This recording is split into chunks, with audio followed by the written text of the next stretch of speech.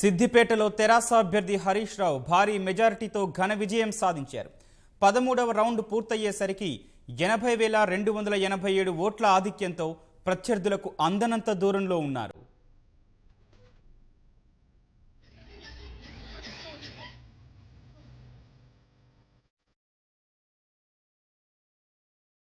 ఎన్నికల ఫలితాల సరళితో తెలంగాణ భవన్ వద్ద సంబరాలు అంబరాన్నంటాయి.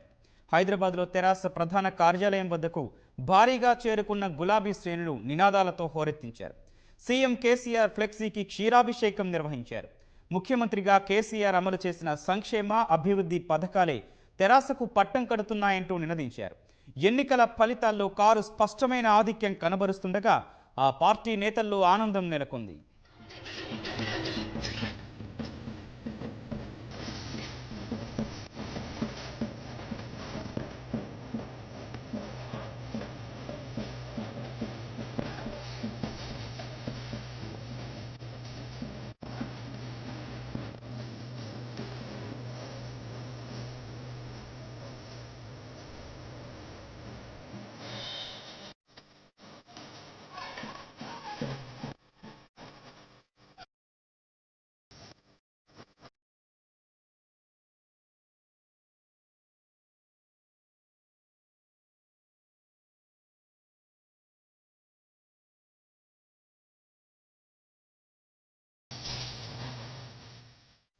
ఎన్నికల ఫలితాల సరళితో తెలంగాణ భవన్ వద్ద సంబరాలు అంబరాన్నంటాయి.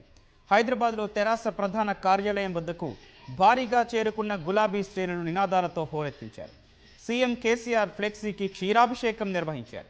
ముఖ్యమంత్రిగా కేసీఆర్ అమలు చేసిన సంక్షేమ అభివృద్ధి పథకాలే తెరాసకు పట్టం కడుతున్నాయంటూ నినదించారు. ఎన్నికల ఫలితాల్లో కారు స్పష్టమైన ఆధిక్యం కనబరుస్తుండగా ఆ పార్టీ నేతల్లో ఆనందం నెలకొంది.